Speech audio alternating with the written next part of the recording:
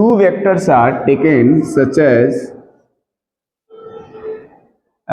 it is the adjacent side of the parallelogram. Adjacent side मालूम है, two sides are called adjacent side if they have a common point. तो एक यहाँ पर हमने ले लिया, एक वेक्टर ये ले लिया, इस वेक्टर का नाम वेक्टर ए दे दिया. सपोज करो ओ है और ये पी है. एक ओपी जो है हमारा क्या हो गया, एक वेक्टर हो गया. और इसी का एडजेसेंट साइड यानी दूसरा हमको पैरेललोग्राम बनाना है, तो एक दूसरा हम वेक्टर यहाँ पर बी वेक्टर ले लिए. ये ओपी है, ये ओक्यू वेक्टर ले लिया. ठीक है, दो वेक्टर ले लिए. अब हमें पैरेललोग्राम बनाना है. कहने का मतलब इस वेक्टर के पैरेलल यहाँ पर एक लाइन ड्रॉ करनी होगी. जितना इसका लेंथ उतना ही उसको भी ड्रॉ करना होगा. जैसा डायरेक्शन वैसा डायरेक्शन उसका भी खींचना होगा. और इसी तरह से इस वेक्टर के पैरेलल एक और हमको लाइन यहाँ पे ड्रॉ करनी होगी. तब ये क्या होगा, पैरेललोग्राम बनेगा. इसको कुछ नाम दे देते हैं. पी क्यू दिया है तो आर भी दे सकते हैं, लेकिन एस मान रहे हैं. रीजन इसका ये है कि रिजल्टेंट वेक्टर को आर से रिप्रेजेंट करते हैं, तो इसलिए इसको. अब क्या हुआ कि ये जो दो वेक्टर्स थे इनके बीच का एंगल, टोटल जो एंगल है उसको थीटा मानते हैं. कितना मानते हैं, theta. Angle between two vectors A and B is theta. उसके बाद क्या करेंगे, तो ये लॉ ऑफ पैरेललोग्राम क्या कहता है, if two vectors are represented by the adjacent sides of the parallelogram, then the resultant of this vector passes through the common point of the adjacent side and whose diagonal represents the resultant of these two vectors. ठीक है, यानी the diagonal passes through the common point of the adjacent sides. यानी ये OP और OQ का common point O है, और इस कॉमन पॉइंट से जो डायगोनल पास होगा, ये डायगोनल ही इसका क्या करेगा, रिजल्टेंट वेक्टर को शो करेगा. ठीक है. अब हम ये सपोज कर लेते हैं कि let the angle between vector A and the resultant vector R is alpha. ठीक है. Then resultant vector R is given by, इसको R केवल मतलब उसका मैग्नीट्यूड लिख रहे हैं. ये आता है a square plus B square plus 2ab and angle between this two vectors that is theta. तो ये आता है और इसका स्क्वायर रूट. ठीक है, ये स्क्वायर रूट हो जाएगा. ये आता है रिजल्टेंट वेक्टर. ठीक है, इसका हम अभी प्रूफ बताते हैं. पहले इसका स्टेटमेंट लिख लेते हैं. लिखो, बोल रहा हूं. If two vectors are represented bye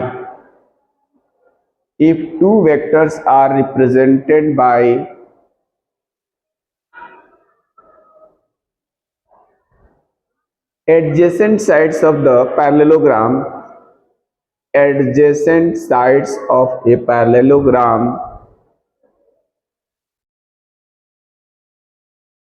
in the magnitude and the direction.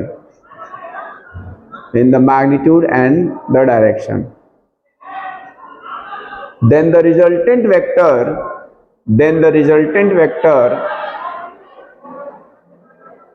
of these two vectors,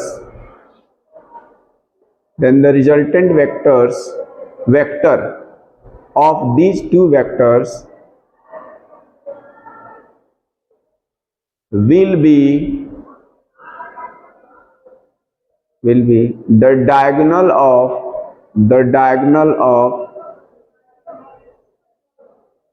the parallelogram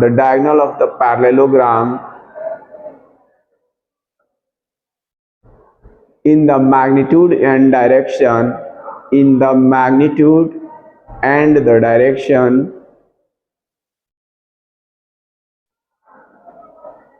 which passes through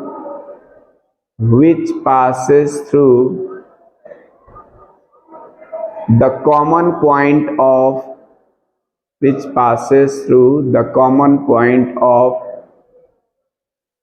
two adjacent sides,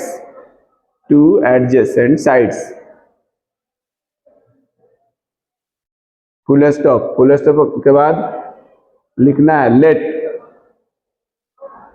late के बाद लिखना है, पैराग्राफ चेंज करके लिखता है तो ज्यादा अच्छा, let two vectors A vector and B vector, capital A capital B, let two vectors capital A and capital B vectors are represented by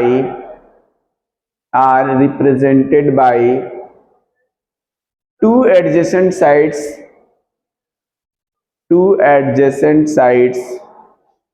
of the parallelogram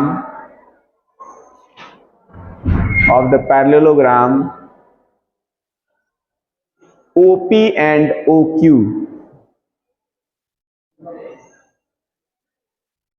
OP and OQ in the direction and the magnitude. Then the resultant vector R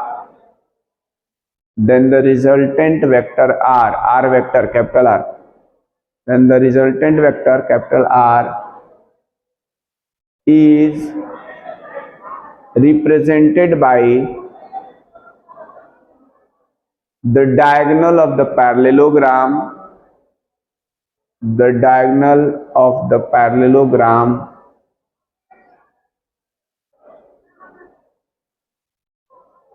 diagonal जहां लिखे हो ना तो diagonal OS लिख देना of the parallelogram, diagonal OS of the parallelogram, ठीक है, in the magnitude and direction, मतलब ये मैग्नीट्यूड को भी बताएगा और इसी डायरेक्शन बताएगा। फुल स्टॉप लगा दो।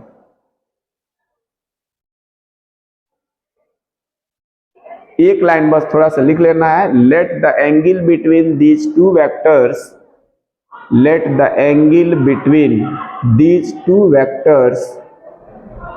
Is theta, let angle between these two vectors is theta, लिख लिया, and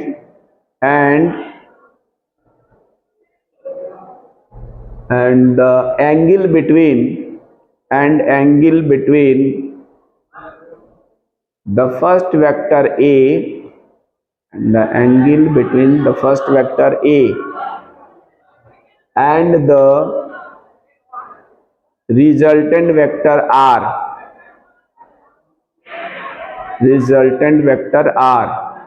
capital R, is alpha,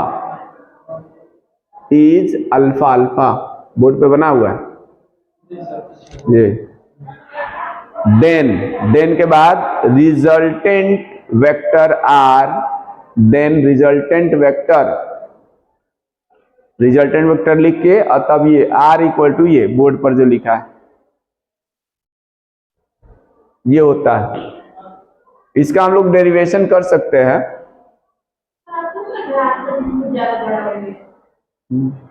इसका डेरिवेशन कर सकते हैं, तो R इक्वल टू इतना हो गया। अब उसके बाद इसका हमें डायरेक्शन अगर पता करना हो, डायरेक्शन, ठीक है, तो इसका हम लोग रिजल्टेंट वेक्टर कैसे निकाल सकते हैं। अगर हम क्या करें, इस साइड को यहाँ पे परपेंडिकुलर, मतलब जो हमारा एक्स एक्सिस वाला है, ओपी वाला है, उसको एक्सटेंड कर दें और एस से इस पे परपेंडिकुलर ड्रॉ कर दें, ठीक है। तो ये बताओ, पैरेललोग्राम के अपोजिट साइड पैरेलल होती है ना, तो ये दो पैरेलल साइड्स है और उसको ये वाली लाइन अगर आकर के इंटरसेक्ट कर रही है तो ये एंगल जितना होगा उतना ही ये होगा करस्पॉन्डिंग एंगल से, ठीक है। तो ये थीटा है इनके बीच का एंगल, तो ये भी थीटा निकलेगा। इसको कुछ एम नाम दे दिया, ठीक है, जो परपेंडिकुलर ड्रॉ किया था।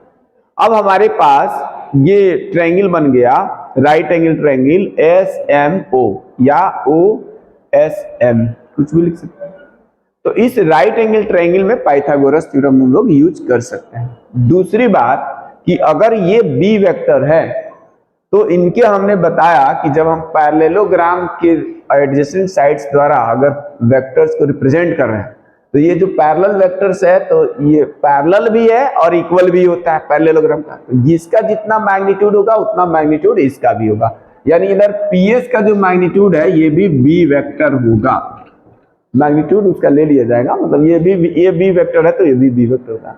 मैग्नीट्यूड तो इसका पीएस जो होगा, पीएस का मैग्नीट्यूड, ये वेक्टर वी का मैग्नीट्यूड लगाएंगे यानी सिर्फ बी आएगा, ठीक है, मैग्नीट्यूड का मतलब वेक्टर हट गया। अब ये बी है और बी को इस एक्स एक्सिस के डायरेक्शन में और वाई एक्सिस के डायरेक्शन में रिजॉल्व करना है। अभी मैंने बताया था एक्स एक्सिस के डायरेक्शन में कॉस थीटा, इधर साइन थीटा होता है, और मैं साइन कॉस से अगर नहीं समझ पा रहा है तो यहाँ पे पाइथागोरस वो ये पीएम है, पीएम, ये क्या है, इस राइट एंगल के अपोजिट साइड को हाइपोटेन्यूज बोलते हैं। तो यहाँ अगर हम इन ट्रायंगल एसएमपी की बात करें, एसएमपी, तो पीएस इस एंगल के लिए हाइपोटेन्यूज और ये हो जाएगा बेस, तो बेस अपॉन हाइपोटेन्यूज क्या होता है, base upon hypotenuse cos theta होता है। तो यहां से पीएम निकालेंगे ना, पीएम, तो ये आ जाएगा पीएस इंटू कॉस थीटा। तो पीएस किसके इक्वल है, पीएस यहाँ पे लिखे हैं बी के इक्वल है, तो ये बी कॉस थीटा आया और ये पीएम की वैल्यू निकल, ठीक है। सिमिलरली अगर हम एसएम निकालें, एसएम, तो इस थीटा का अपोजिट साइड को परपेंडिकुलर बोलते हैं, तो परपेंडिकुलर अपॉन हाइपोटेन्यूज क्या होता है, SM upon PS equal to होता है साइन थीटा, और इसे एसएम निकालेंगे तो पीएस साइन थीटा, और पीएस हमारा कितना है, पीएस है बी, तो बी साइन थीटा। अब डेरिवेशन समझ ही लो तब जाना, यहां तक कोई दिक्कत बताओ, ये परपेंडिकुलर बाई हाइपोटेन्यूज किया साइन थीटा होता है, बेस अपॉन हाइपोटेन्यूज किया कॉस थीटा होता है, उससे निकल गया, पीएम निकल गया, एसएम निकल गया। अब ये आया कैसे, अब ये राइट एंगल ट्रायंगल एएसएमओ में पाइथागोरस थ्योरम यूज करेंगे। इन राइट एंगल ट्रायंगल एएसएमओ, इसमें हाइपोटेन्यूज स्क्वायर इक्वल टू होता है परपेंडिकुलर स्क्वायर एसएम स्क्वायर, यानी प्लस बेस इसका ओ से एम तक, ओ एम स्क्वायर, यहां तक हो जाएगा। एसएम कितना निकाले हैं अभी, यहाँ एसएम देखो B sine theta, B sine theta इसका whole of square, plus OM कितना निकला है, ओएम, ओपी का जो मैग्नीट्यूड होगा केवल इसका मैग्नीट्यूड लेंगे तो ए होगा। अब पीएम यहां देखो निकाले हैं बी कॉस थीटा, तो ये पूरा यहां से यहां तक जो इसका मैग्नीट्यूड हो जाएगा ना, वो कितना आएगा बताओ, ए तो रहेगा ही, ए तो रहेगा ही, आई प्लस का पीएम वाला जो लेंथ है B cos theta, B cos theta इतना जुड़ जाएगा, ठीक है। यहां तक ए और प्लस ए, तो ये आ गया ए प्लस बी कॉस थीटा, इसका होल ऑफ स्क्वायर। अब होल ऑफ स्क्वायर तो आता है ना सबको, बस थोड़ा सा बचा है समझ जाना। ये आ जाएगा B square sine square theta, ये आएगा ए प्लस बी का whole of square, A square plus B square plus 2ab, तो ए का स्क्वायर होगा प्लस बी स्क्वायर यानी B square cos square theta होगा, अब प्लस कितना 2ab, तो 2ab और ये cos theta, 2ab cos theta कितना आ जाएगा। अब देखो जरा, ये बी स्क्वायर यहाँ भी है, बी स्क्वायर यहाँ भी है, इनको एक साथ कॉमन लेंगे, ए स्क्वायर को ही रहने देंगे और बी स्क्वायर कॉमन लेंगे, तो अंदर आएगा sign square theta plus cos square theta, ये स्क्वायर है। यहां से प्लस का 2ab कॉस थीटा चल ही रहा है। Sign square theta plus cos square theta कितना होता है 1, तो ये आ जाएगा, इधर लिख देते हैं उधर शायद ना दिखे, तो O S square equal to आ जाएगा A square plus B square plus 2ab cos theta. ठीक है, और ओ एस इस फिगर में क्या है आर वेक्टर है, तो ओ एस एक तरह से लेंथ होता है, तो उसका केवल मैग्नीट्यूड लिया जाएगा, यानी आर वेक्टर का स्क्वायर करेंगे तो आर आएगा, तो आर स्क्वायर इक्वल टू आ जाएगा A square plus B square plus 2ab cos theta. ऐसा करते हैं, 2 बार लिखना पड़ेगा। ओ एस तो समझ ही रहे, सब ओ एस ही चल रहा था, तो आर स्क्वायर यहीं लिख देते हैं, और यहाँ से आर निकालना है तो स्क्वायर रूट ऑफ ये लग जाएगा। ठीक है, तो बस इस यहीं से ये डेरिवेशन आया है। ये यहाँ तो लिखा ही चुके थे, ये लिख लो यहाँ से यहाँ तक, और फिर यहाँ से कहाँ, फिर यहाँ से यहाँ तक नोट कर लो, बहुत इंपॉर्टेंट है ये डेरिवेशन।